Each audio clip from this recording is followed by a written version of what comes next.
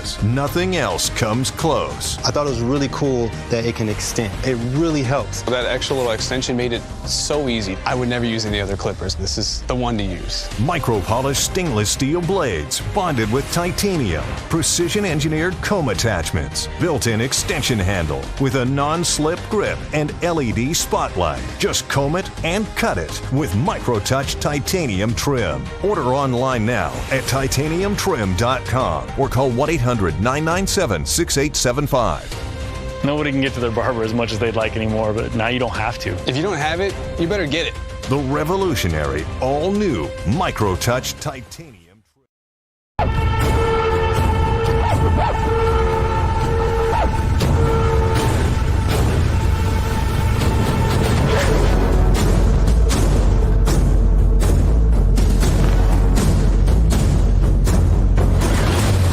Stand by, Eric.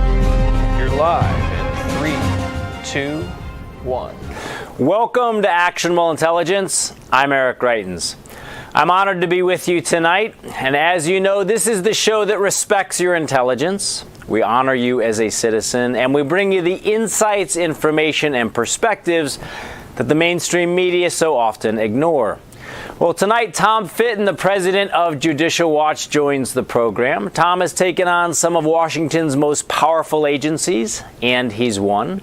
He's the author of a new book, A Republic Under Assault, the left's ongoing attack on American freedom. He joins us now. Tom, great to see you.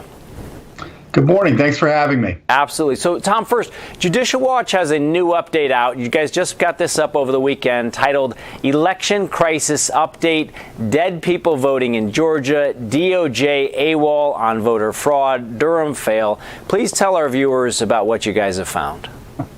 Boy, a lot going on there. Well, the president's legal team has filed what is in effect a civil rights lawsuit in Georgia over illicit voting, and they have evidence that there may be as many as 10,000 plus dead people voting in Georgia, and hundreds of thousands of other votes properly counted, both because of the way Georgia ran its elections, and B, there were people like the dead people who shouldn't have been voting because it was just illegal to vote.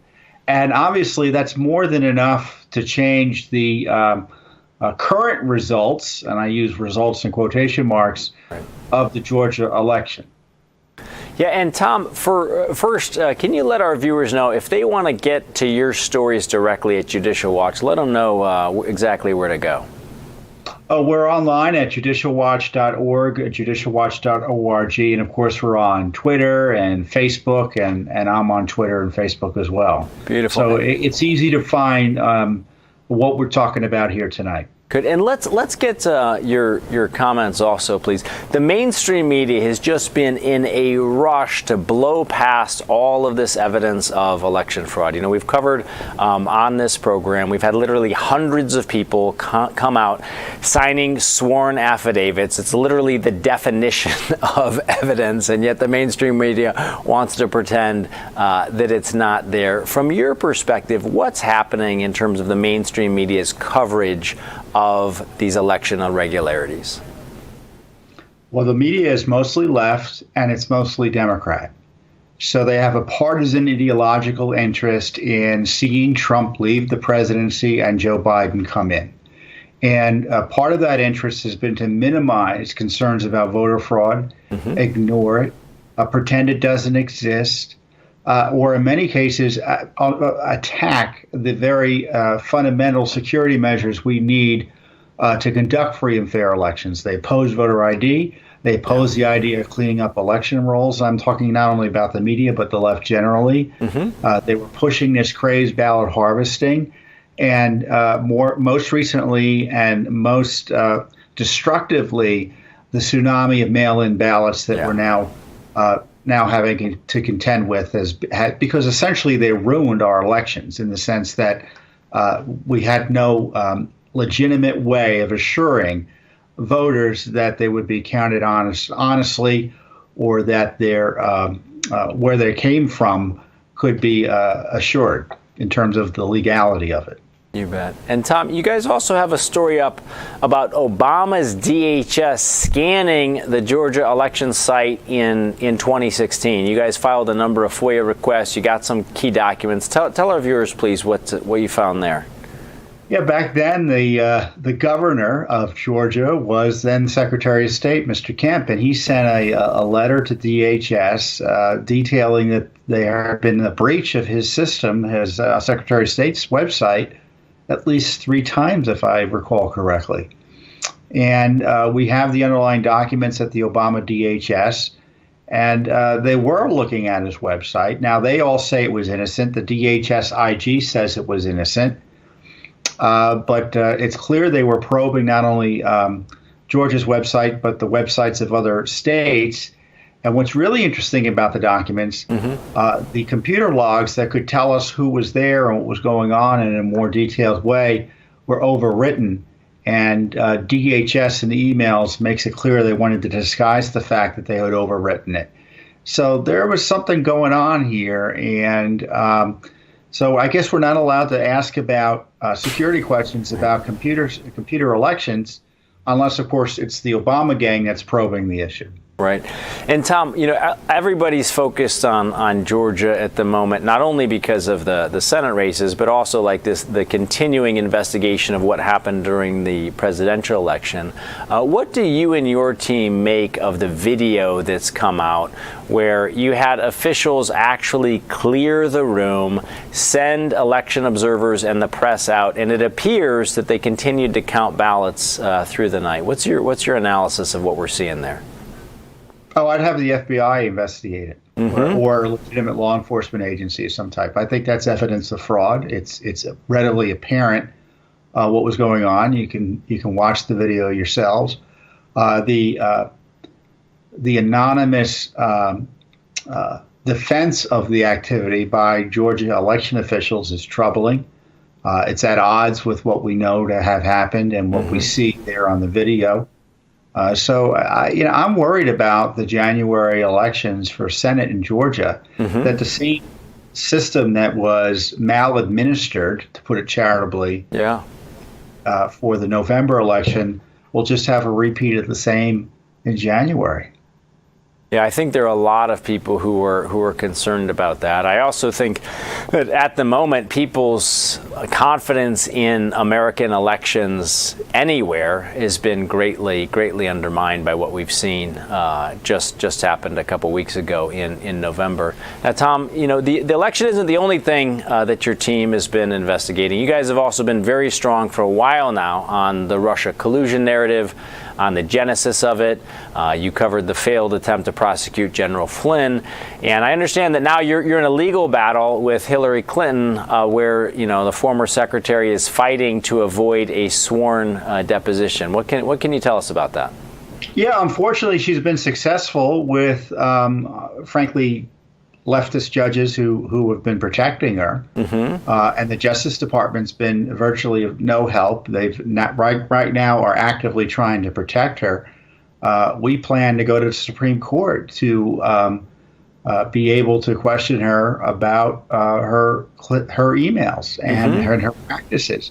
A federal court judge thought it was important, given what happened, that she have to answer some questions beyond writing, answering something in writing under oath, which, obviously is not the same as being questioned in person under oath.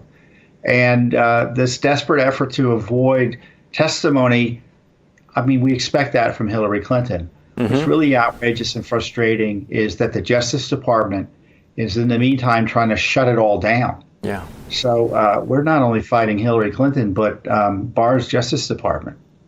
And Pompeo's State Department, which is the agency that covered all this up. And let's talk a little bit about that, about Attorney General Barr's Justice Department, because one of the things that we are hearing from our viewers every single day is that they're wondering, where is the FBI, where is the DOJ in terms of the investigation of these election irregularities? We heard a big outcry, again, people asking that they wanted somebody to investigate what appeared to be happening in that video in Georgia. You had Jesse Jacob in Michigan testifying that, again, sworn affidavit, longtime government employee saying that she was ordered to backdate ballots. People are wondering, where is the DOJ? Where is the FBI in all of this? What are your thoughts on that? Well, the Justice Department, Barr aside, it's largely run, like the media, by ideological leftists who are Democrats, and they don't want to investigate this. I mean, if Barr's going to investigate it, he's going to have to go out to Wisconsin, Georgia himself, practically speaking. This is the most charitable interpretation is it's fear-based decision-making among the department and personnel. They don't want to do this. You were in government. They don't want to do the tough work that the American people expect them to do. The judges aren't doing it. The DOJ isn't doing it. The FBI has long been part of the problem. And this is why the president's been forced to go to court himself and taking this approach of the constitutional option, as I call it, by pushing for the state legislatures and ultimately Congress to step in. Yeah, we can certainly attest here. There's a tremendous amount of frustration. People want to see the DOJ and the FBI taking action. Tom, before we go, if you could tell everybody a little bit about the new book, A Republic Under Assault. Well, I tell you, we're seeing evidence of it to this day right now with the attack on our elections. We had the presidency under assault with the coup impeachment. We have the attack on our sovereignty with the effort to open borders and with the border crisis last year, and just generally the attack on the rule of law with the Clinton gang and the typical corruption here in Washington, D.C. And our republic depends on the rule of law. It depends on the Constitution to function. And we got a group of people here in Washington and an ideological movement that hate the Constitution and love power, and they will destroy anything and anyone to get it and keep it. Well, we know you've been fighting the fight for a long time, Tom. We very much appreciate you making the time to join us and our viewers tonight. Folks, again, that's Tom Fitton, the president of Judicial Watch. He's got a great new book out, A Republic Under Assault, the left's ongoing attack on American freedom. You can check it out online, and you can also follow some of those stories at judicialwatch.org. Stay right with us. We're going to have more about the election, the future of the GOP, and we'll be joined by Ned Ryun in just a minute. Stay with us.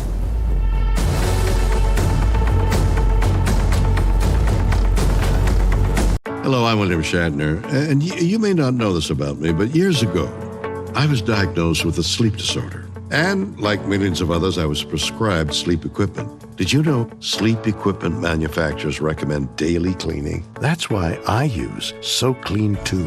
It's the perfect complement to my daily routine, and it's hassle-free. SoClean 2 is fast and easy. It keeps my sleep equipment fresh every day without the need for disassembly. To keep the immune system strong, we should do everything we can to ensure a good night's sleep, including using the SoClean 2 daily to keep sleep equipment fresh. Try SoClean 2 risk-free for 30 nights. Order now and get $100 off. SoClean 2 is so fast and gives you peace of mind that your sleep equipment is fresh each time you use it. Call the number on your screen or go to SoClean2.com to take advantage of this risk-free trial and get $100 off. Call now. There was a time when this represented the future. Well, it did to anyone from the 1800s.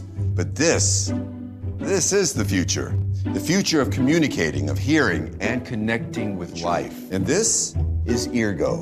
No appointments, no waiting, no hassles. Eargos are comfortable, rechargeable, and backed by lifetime professional support. And they're practically invisible in your ear. Now you see it? Now you don't. If you have hearing loss, now is the time to do something about it. Because denying you have hearing loss, well, that's the old way. We're here and ready to help you with your hearing loss with free remote hearing checks and consultations by our licensed hearing professionals, all from the comfort of your home. And if you're an active or retired federal employee, you can now get Eargo at no cost to you. Call or go online today. Eargo. Hear life to the fullest.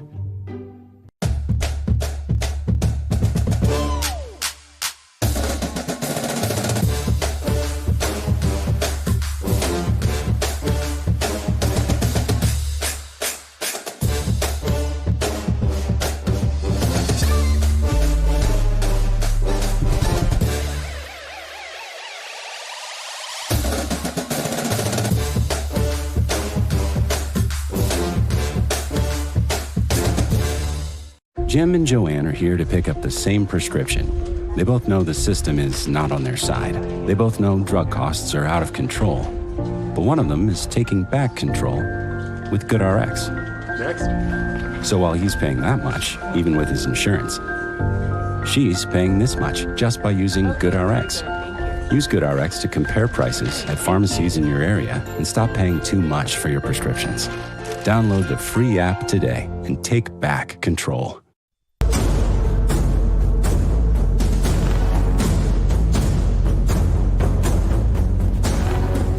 Well, welcome back to Actionable Intelligence. I'm Eric Greitens. This is the show that respects your intelligence. We honor you as a citizen, and we engage with strong thinkers who bring insight rooted in both fact and history. Today, I'm really happy to have with us Ned Ryun. Ned is the founder and CEO of American Majority, and he is the author of Restoring Our Republic, The Making of the Republic, and How We Can Reclaim It Before It's Too Late. Ned, thanks for joining us, man. Yeah, no, absolutely. Good to be with you, Eric. You bet. So, Ned, the first chapter of your book begins with the statement, greatness is a choice. Tell our viewers, please, what you think right now is the most important thing for us all to remember about the founding of the Republic, and what do we need to do to reclaim the Republic? Well, first of all, I wanted to make that point coming out in the first chapter to remind people in a self-governing republic, it really is about the choices that each of the individual makes and what we choose to accept or not accept. In many ways, decline is a choice, and we have to respond to what we're seeing around us, say, we choose not to decline, we choose to be great, but that's not going to be easy, Eric. Mm-hmm. I think many of the American people have lost sight of the fact that in a self-governing republic, all power flows from the people. Yes. All power flows from the people to their elected representatives, who are to be the stewards of the money and the power given to them to advance and protect the rights of the American people. And quite frankly, I'm seeing very little of that in both the Democratic and Republican Party. And that's why Donald Trump, that's why this great outsider showed up in 2016. And people thought at first, this is a joke, he doesn't have a chance. But he was actually speaking to the American people and saying, I don't accept this decline. I don't accept what's going on in Washington, D.C. It is a broken system. It is the swamp that is not serving the American people, in fact, serving the ruling class. So I think part of this whole idea of restoring the republic is, first of all, the American people need to understand their rights and the power that they have, that the founders put in their hands when they constructed this constitutional republic, back in the summer of 1787. Yeah, and Ned, when you look at where we're at today, at this moment, there is so many people who are so angry about what happened during the presidential election, not necessarily because of the result, but because they were so upset about the way that the election was conducted. They've seen all of these election irregularities, and then to kind of compound that frustration, they've seen the mainstream media keep pushing this narrative. There's no evidence of election fraud, no evidence of election fraud, and they're watching videos themselves that certainly look like evidence. They're seeing hundreds of people who've come forward with sworn affidavits. It's literally the definition of evidence. You've got a column out at American Greatness about what we need to do to clean up the mess that is our current electoral system. If you could talk with our viewers a little bit about what you see as the way forward there.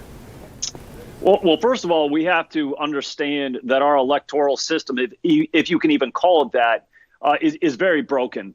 But Eric, part of the thing that I want to emphasize to those watching is part of the thing that they have to start doing is demanding accountability, not only from their elected officials, but also from party leadership. Because I'm going to tell you, after I wrote that column, I started having conversations with some people about what took place with the RNC and the GOP coming into the 2020 elections.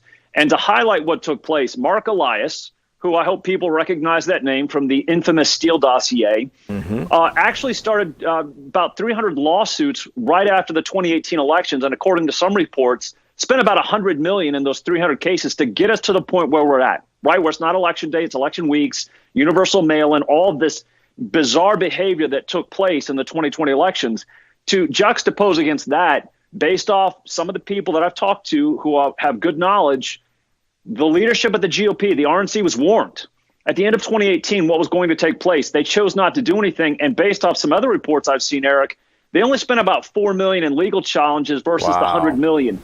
At some point, based off the time that Mark Elias had and the money that he had, it was almost inevitable. And of course, then they took the coronavirus situation and used that as justification for universal mail. So the point I'm making this really quick on this article are a couple things. First of all, most of the civilized, advanced societies in the world, about 90%, don't allow electronic voting machines. I'm actually calling for a return to the 19th century voting methods as we go into as we're in the 21st century. We want to go back to paper ballots, in-person voting, photo ID, and we have to have observers of both parties close proximity to actually be able to watch and give, real integrity to the process. We have to remove the idea that somehow we can willy-nilly have universal mail-in and there's not going to be fraud. Most of the rest of the countries in the world are not under that delusion. In fact, I make the point in this article, France outlawed universal mail-in absentee ballots back in 1975. Why? Because of the fraud that they saw in Corsica, in which people were buying and using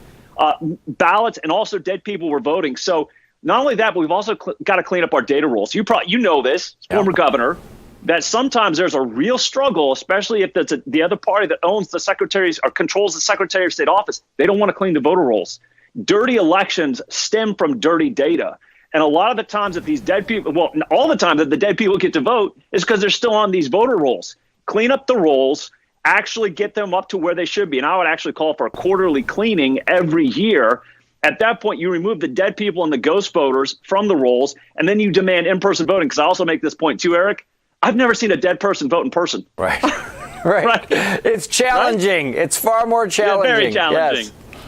Yeah. And Ned, one of the things that I really liked about your column, I'm going to ask you to comment on as well, is that, and I appreciate about all of your thinking, is that it's always kind of rooted in American history. It's rooted in kind of these very basic principles of the American Constitution. But you also take a kind of wide view to give people a sense that when you're calling for a return to paper ballots, this isn't some anti-technology call. You're actually rooting this in what people have found around the world. If I understand, the Supreme Court of Germany actually outlawed electronic voting machines. Talk a little bit about what other people around the world have found and why you're calling on for these kinds of changes. Yeah, no, back in the spring of 2009, the German Supreme Court actually outlawed and said we are not going to use electronic voting machines, partly because it was open to manipulation. And then at the same time, they felt that most of the average voter couldn't understand the entire process through which electronic voting machines were actually used. So Germany's outlawed what are called EVMs, electronic voting machines, since 2009. Canada does not allow them either. In fact, Canada has paper ballots. You vote in person with people in the room. And a lot of these countries, too, not an insignificant amount, require photo ID. I mean, these are basic things. At some point, we have to have a conversation as a country. Are we going to be serious about the electoral integrity in which we elect our leaders, or are we not? Because right now we have this complete mishmash of different states. And I have to tell you this, too. I'm a huge believer in federalism, in which we diffuse power back to the states, Eric.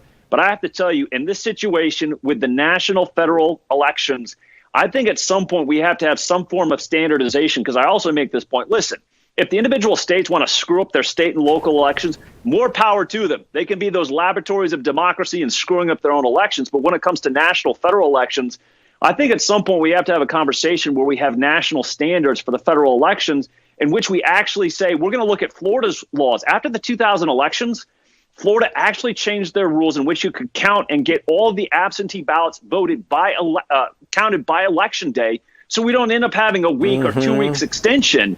So I think we have to have a conversation about how we standardize some of this before 2024. Cool. And Ned, let's talk, let's pull out kind of big picture. A lot of times when people think about elections, they think about Democrat versus Republican. I mean, one of the points that you've made is that a lot of times this is American citizens versus the swamp is really what's at stake here. And, you know, you've got another column out about the future of the GOP, America First versus corporatism. Give our viewers a sense for what you see as the big choice that needs to be made moving forward. Well, I actually think, one of the big debates that's going on in both of the major parties is corporatism versus socialism for the Democrats, and it's America First versus corporatism in Republican circles. Mm-hmm. And again, America First being, let's prioritize the American worker, let's prioritize the American taxpayer. How do we advance and protect their interests over those of the corporations or the tech companies? And the thing that's frustrating me a little bit, Eric, to be completely honest, obviously American Majority has been with the base for 12 years. We've trained people how to run for state and local office. I'm a little frustrated with what's going on in Georgia right now because some of these people in the base are saying, we're not going to vote. We're going to punish the establishment January 5th. And I've been telling them it's because you have left undone those things which you ought to have done. A party is what people say it is. Right. And the people who say what it is are those that show up and run in primaries and win the primaries and show up at conventions. And I've been saying this for over a decade now. And if the base wants to be serious, America First, Make America Great, wants to be serious about taking one of those major parties, the Republican Party, and making a creature of its own creation and advancing these ideals, they're going to have to be serious about doing some real work, running in primaries, running for precinct chair, showing up at conventions. And if they don't do it, they will have nobody to blame but themselves. Well, I think this is a really, really important point that you're making, Ned. I mean, everybody always talks about that famous moment where Benjamin Franklin was asked what kind of, what kind of government the founders had created, and he said, a republic if you can keep it. And there's this basic idea that American citizens have to stay engaged. Now, you've been doing this kind of work for a long time with American Majority. What is your message in just the last 20 seconds that we have here to American citizens at this moment about the necessity of staying engaged? Well, some of these things should have been done 10 years ago. The next best time to do them is tomorrow. Is starting in January of 2021 and saying, I'm going to actually put some work in because it is our republic, Eric, if we make the right choices. Again, going back to greatness is a choice. We actually have to make choices to be involved in doing meaningful work. And that would be my challenge to everyone watching. Make a decision in January of 2021. You are going to start doing meaningful work to take back and to restore the republic.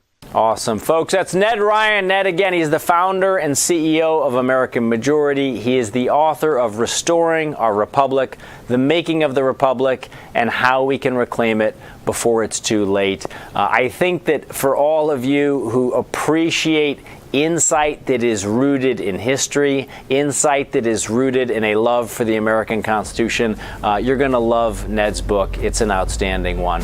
Well, stay right with us. We're going to be back with more. We're going to be talking about the election, and we're also going to have some reflections on this day, December 7th, 1941, Pearl Harbor Day. We'll be right back. Hello, I'm Mike Lindell, inventor of MyPillow. Thanks to your support, you've helped make MyPillow become one of the fastest growing companies in America. Over the last 12 years, you've helped MyPillow create thousands of jobs right here in the USA. When I got MyPillow, I'm asleep almost immediately. I stay asleep at night and I wake up more well-rested in the morning. That's why I invented MyPillow. My patented fill adjusts to your exact individual needs and helps keep your neck supported and aligned. I'm interrupting this commercial right now to give you deep discounts, not just on my pillows, but also my mattress toppers, sheets, and so much more. For example, you get body pillows regularly $89.99, now only $29.99, or MyPillow dog beds for as low as $19.99 with your promo code. Order now to take advantage of my Christmas special, and I'll extend my money-back guarantee through March 1st, 2021, and get your MyPillow gift cards for the best Christmas gifts ever. Hello, I'm William Shatner, and you may not know this about me, but years ago, I was diagnosed with a sleep disorder. And like millions of others, I was prescribed sleep equipment. Did you know sleep equipment manufacturers recommend daily cleaning? That's why I use SoClean 2. It's the perfect complement to my daily routine, and it's hassle-free. SoClean 2 is fast and easy. It keeps my sleep equipment fresh every day without the need for disassembly. To keep the immune system strong, we should do everything we can to ensure a good night's sleep, including using the SoClean 2 daily to keep sleep equipment fresh. Try SoClean 2 risk-free for 30 nights. Order now and get $100 off. SoClean 2 is so fast and gives you peace of mind that your sleep equipment is fresh each time you use it. Call the number on your screen or go to SoClean2.com to take advantage of this risk-free trial and get $100 off. Call now. This holiday season, a gift card from WeatherTech makes the perfect gift for everyone on your list. Because it's a laser-measured floor liner, a cargo liner, or a cup phone to keep phones secure and handy in virtually any vehicle's cup holder. No drill mud flaps. Maybe a pet feeding system. Make your holiday shopping easy at WeatherTech.com. These are our classes, our happy hours, our dates, our birthday parties, our shopping.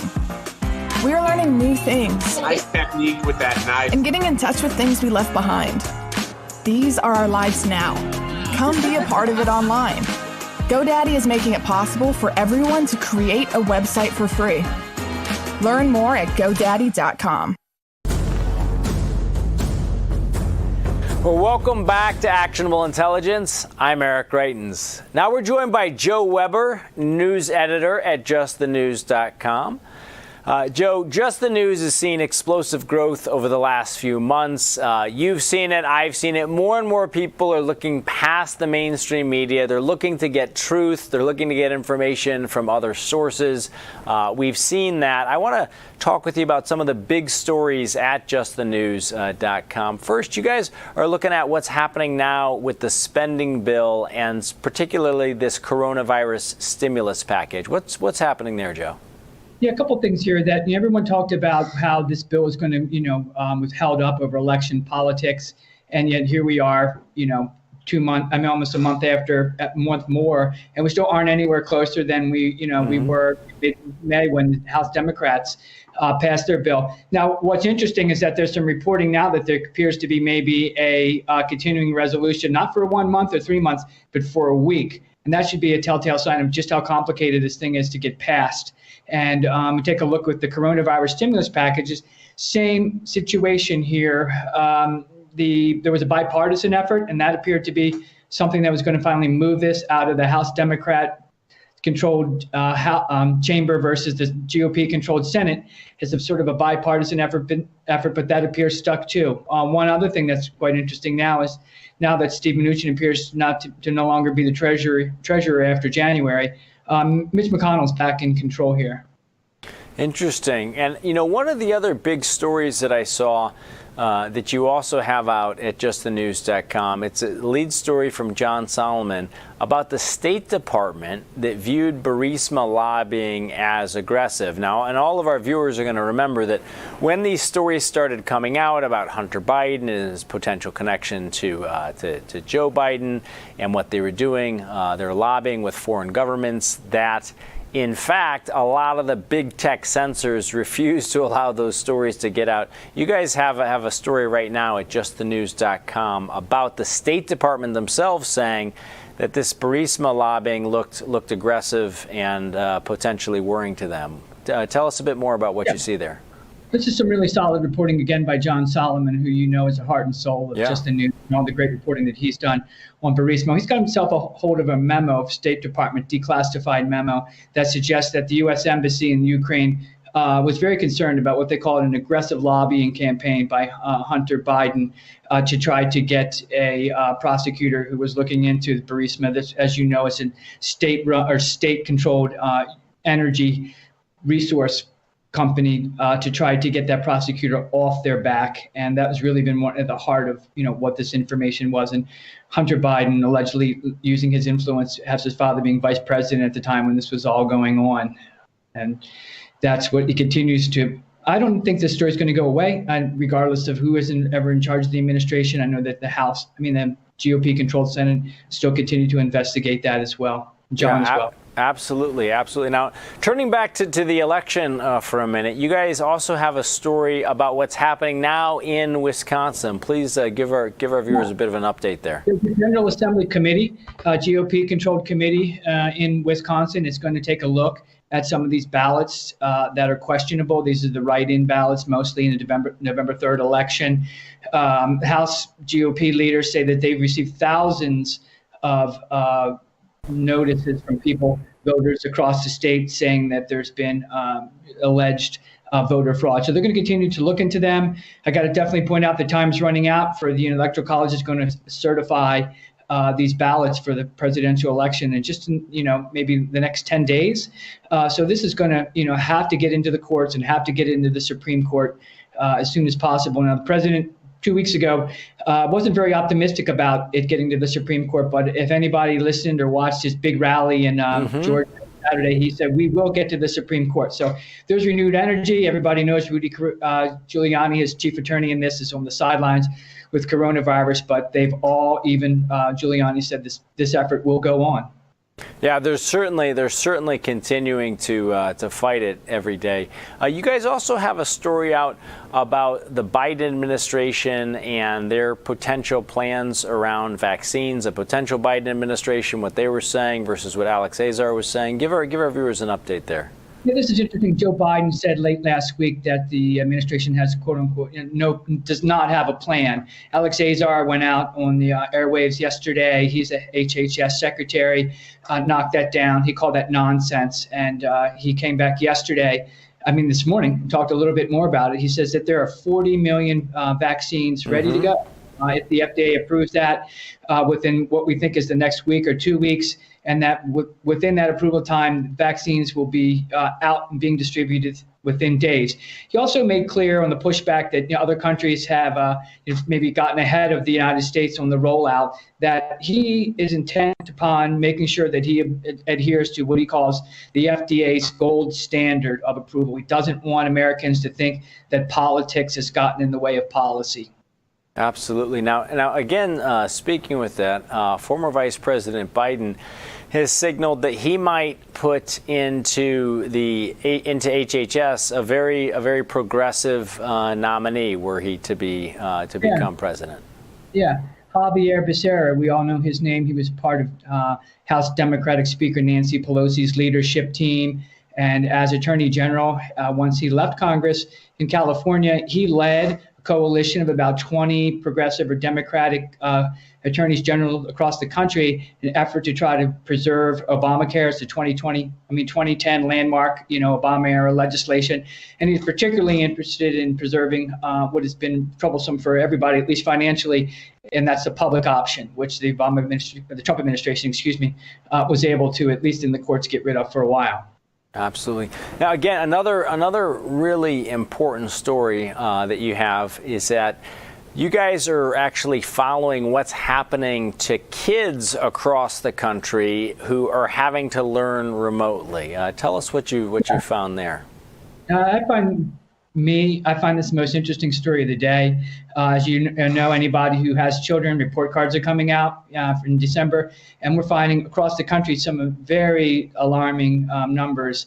AP contributed to a report that suggests that not only are students not getting good grades or Fs, but just flat out zeros. 8% of Oregon County School District. They took a look at Fairfax County, which is right in our area.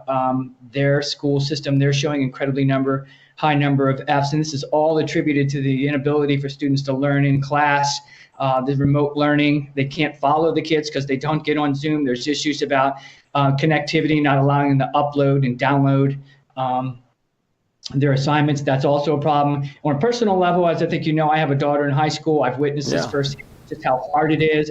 And I'm also an adjunct professor at the University of Maryland, still teaching a class online for the second semester. And students are struggling. Not casting blame on anybody else, but I think there's a general agreement that students do much better in classrooms, and there's a big push to try to get leaders to get these students back into the classroom. Yeah, absolutely. And Joe, was there any indication either there in the story or from your personal experience about how this is affecting different kids at different age levels? Yeah, it's mostly focused on students in middle school and high school, and most of them are finding that at that age they're very tactile learners. They need to have one-on-one interaction and have with a teacher and have that feedback, and not being able to even communicate with them, and the willingness or the allowability to not have your video on doesn't allow teachers to really get a good sense of who's doing well and not. Even just a facial expression can tell you uncertainty in a student's eyes, and they're just not getting that, and that really is important to the younger students. That's what they're finding out. Right. And Joe, one other story you guys are also following closely is, of course, what's happening in Georgia with the Senate races. We recently had a debate there. Please give our viewers a quick update on that as well. Spirited debate Sunday night between Kelly Loeffler and who's the GOP incumbent there, and Reverend Warnock, who's the challenger. What was interesting, to go back to the earlier story, they asked both of them what would they do about this coronavirus stimulus package that seems to be stuck. And would you agree to the roughly $900 billion package that's now on the table? Neither one of them would say whether they agreed with it or not, or proposed their own amount, which just goes to show you just how politically fraught this topic is. Other high points of that, incumbent Kelly Loeffler, continued to try to portray the Reverend as a radical liberal, and where Warnock continued to argue that Loeffler is just an appointee and really has no record in Congress to run on. Yeah, and Joe, when you step back big picture, one of the things I'd ask you also to reflect on here is the issue of censorship in the media. You guys have been out repeatedly making sure you're out there covering all of these stories. We've had a good, kind of list of them right here. And you also make an effort every day to create this section, this dig-in section, where viewers, readers can actually go and they can see the raw facts themselves. Why is that so important to you right now? Two things. One, I think that if you take a look at it, on a pure, prima facie case surface level, that information is not, much of this information is not being reported by other news outlets or the quote unquote mainstream media. So there's a real, desire for that. We've seen the rise of other, along with ours, new conservative leaning or more less mainstream media outlets getting this information, reporting on potential voter fraud, the hearings, the events that Rudy Giuliani has heard, with witnesses coming forward with information about voter fraud. Or, one gentleman testified that he drove a truck down from Bethpage, Rhode Island, all the way to Pennsylvania with 882,000 ballots and never remained to be seen. That wasn't covered by a lot of people. And, from a business standpoint as well, there's a market for that, and there's an interest in that. So, we're here to provide it. And as long as there's a window of opportunity for us to provide that information to people, we're going to keep on doing it. Good. Well, we know a lot of our viewers and a lot of your readers are very glad for it. So again, folks, you can go out to check out all of those stories at justthenews.com. And don't just read them yourself. Let your friends and neighbors know that that's also where you're getting your news, at justthenews.com. And here at Real America's Voice, we'll be back tomorrow night. And welcome back to Guess the Price. Sal, what do you do? Oh, I'm a retired postal worker. Fantastic. Are you ready to play? Oh, heck yeah. Okay, Johnny, tell him about Eargo. These top-of-the-line hearing aids from Eargo are straight out of the future. They're rechargeable and virtually invisible in your ears. Okay, Sal, how much do you think they cost? Oh, gee, I don't know. $5,000? Well, actually, for you, they don't cost anything. Holy heck. That's because federal employees, retirees, and their families can get these life-changing hearing aids at no cost. Holy heck. And you don't need to visit a doctor to get them. They ship right to your home and come with lifetime remote support. Convenient, right? Heck yeah. Heck yeah. Heck yeah. Get free remote hearing checks and consultations by our licensed hearing professionals, all from the comfort of your home. For those folks who aren't federal employees, Eargo's retail for about half the cost of traditional hearing aids. Eargo, hear life to the fullest. There was a time when this represented the future. Well, it did to anyone from the 1800s. But this is the future. The future of communicating, of hearing, and connecting with life. And this is Eargo. No appointments, no waiting, no hassles. Eargos are comfortable, rechargeable, and backed by lifetime professional support. And they're practically invisible in your ear. Now you see it? Now you don't. If you have hearing loss, now is the time to do something about it. Because denying you have hearing loss, well, that's the old way. We're here and ready to help you with your hearing loss with free remote hearing checks and consultations by our licensed hearing professionals, all from the comfort of your home. And if you're an active or retired federal employee, you can now get Eargo at no cost to you. Call or go online today. Eargo. Hear life to the fullest. This is Kate. Hey. She takes 2 prescriptions. Kate's son Jack takes one too. Kate works hard and thought she had good insurance. But she still pays too much. That's no good. So Kate downloaded the GoodRx app. Now she can compare prescription prices to find the best discounts. She even beats her insurance price. Good for you, Kate. Good for you. GoodRx. Stop paying too much for your prescriptions. Download the free app today.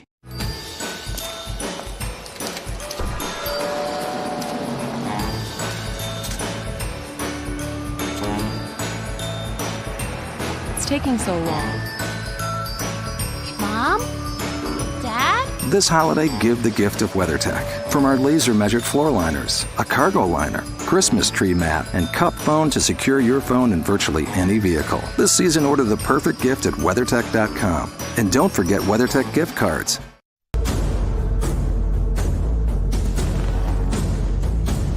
Well, welcome back to Actionable Intelligence. I'm Eric Greitens.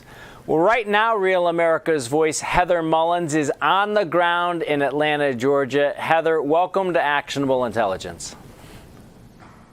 Thanks for having me, Eric. There's a lot going on here in Georgia. Yeah, tell us, there's so much going on. You've had the president down there. You've got the Senate hanging in the balance in Georgia. Lots of legal challenges. Give our viewers a sense. You've been out there on the front lines talking to people. What's happening right now in Georgia? What do they need to know? Well, we know that there was a statewide hand recount. Following that, there was another recount asked for by the Trump campaign. Now, the Secretary of State, Brad Raffensperger, was here this morning saying that they still plan on moving forward to certify the election results here in Georgia. Now, this comes as a shock to me because, as you guys know, I've been here for a month, been here investigating. Floyd County, one of the bigger counties that I was in, their recount found 3,062 votes that weren't initially counted. Now, this is reflected on the Secretary of State's website, yet in his press conference this morning, he said the numbers after the recounts remained unchanged. That's simply not true. 3,062 votes from Floyd County alone were different the second time around than they were the first time, and that's one county. Now, we've also seen Fulton County was the big topic of discussion this past Thursday at the Georgia Senate Oversight Committee hearings. You had footage that came out that showed people scanning in ballots after observers gave sworn affidavits saying that they were told to go home.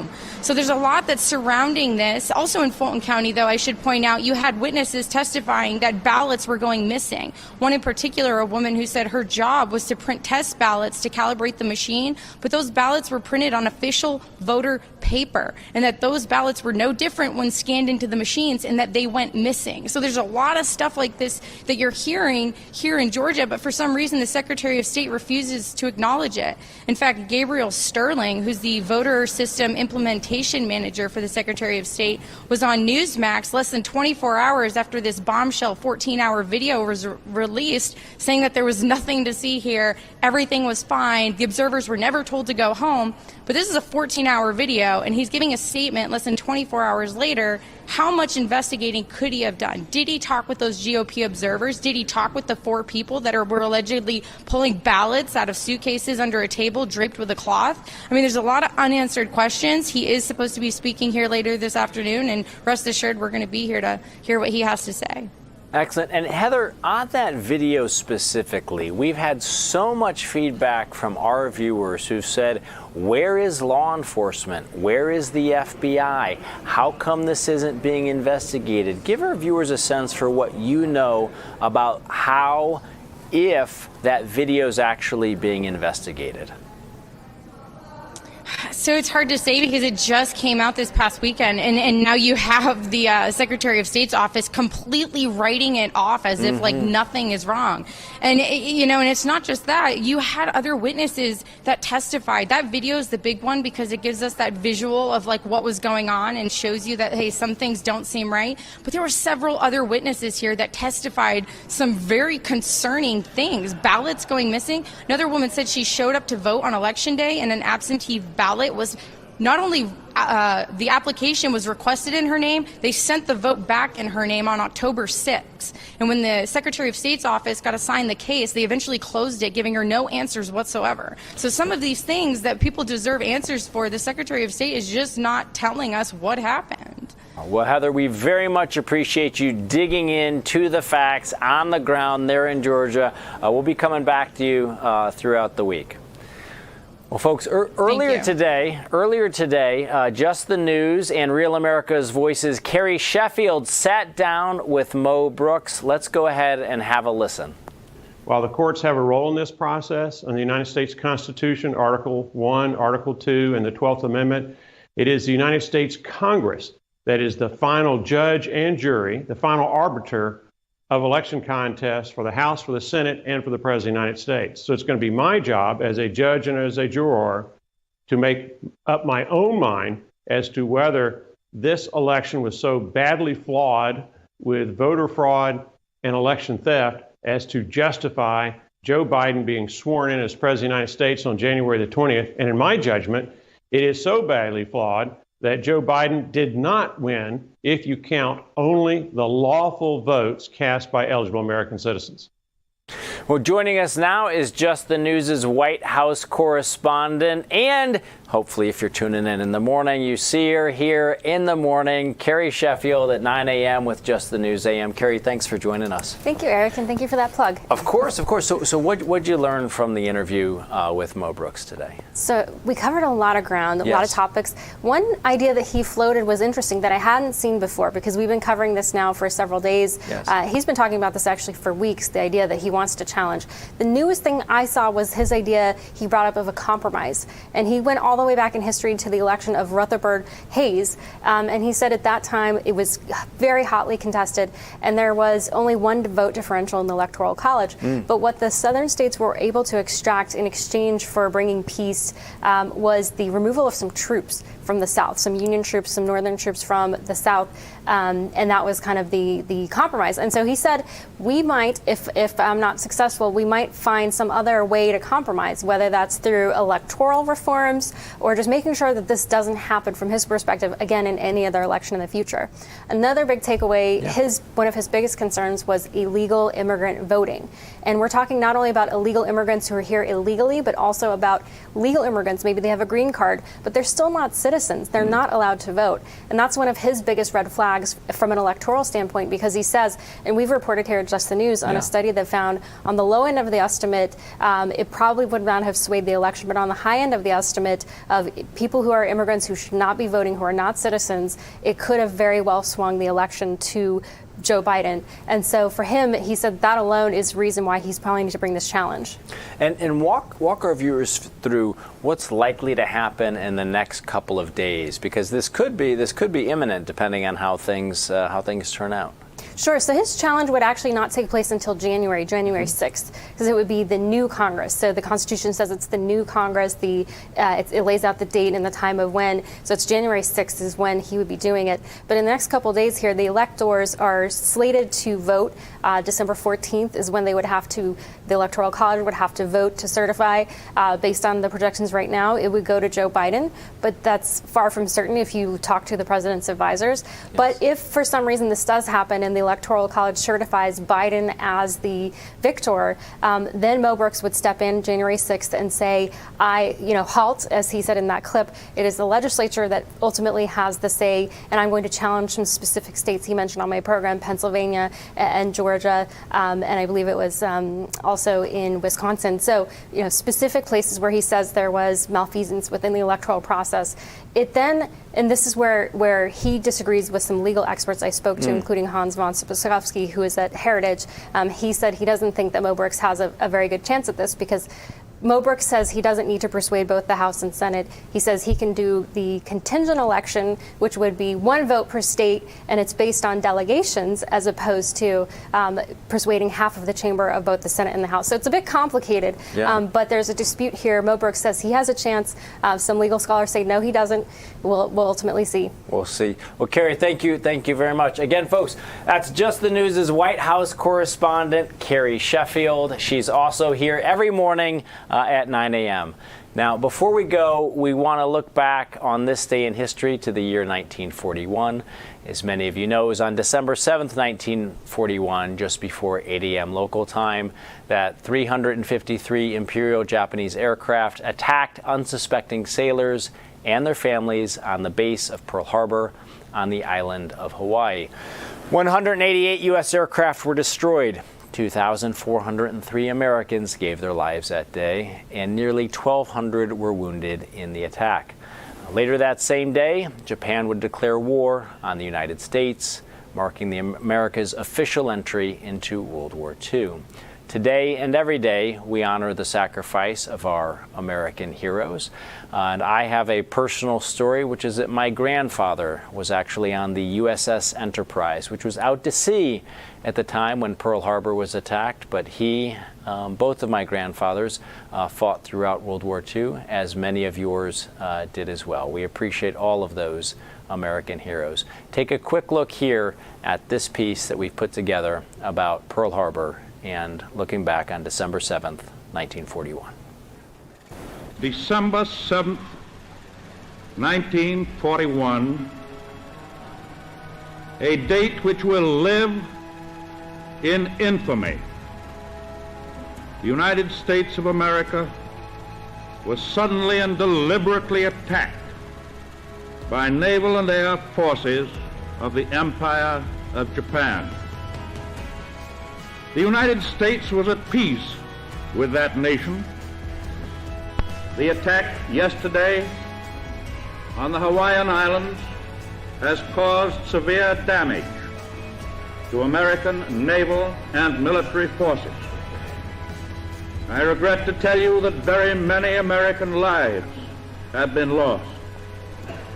As Commander-in-Chief of the Army and Navy, I have directed that all measures be taken for our defense, but always will our whole nation remember the character of the onslaught against us. Hostilities exist. There is no blinking at the fact that our people, our territory, and our interests are in grave danger. With confidence in our armed forces, with the unbounding determination of our people, we will gain the inevitable triumph, so help us God.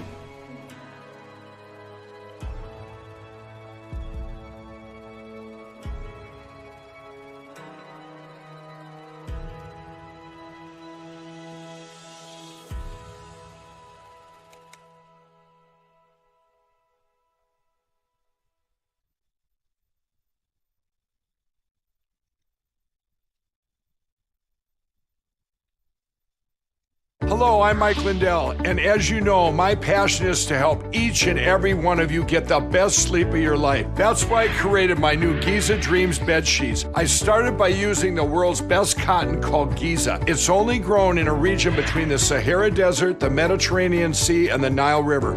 It's ultra soft and breathable, but extremely durable. My Giza sheets also include full 21-inch wide pillowcases that will fit over any pillow and deep pocket sheets that will fit over any mattress. The first night you sleep on my sheets, you'll never want to sleep on anything else. Call or go online now to take advantage of Mike's Christmas special. Use your promo code, and for a limited time, when you buy one set of sheets, you'll get another set absolutely free. And Mike will extend his money-back guarantee until March 1st, 2021. Order from a variety of colors and solids and new flannel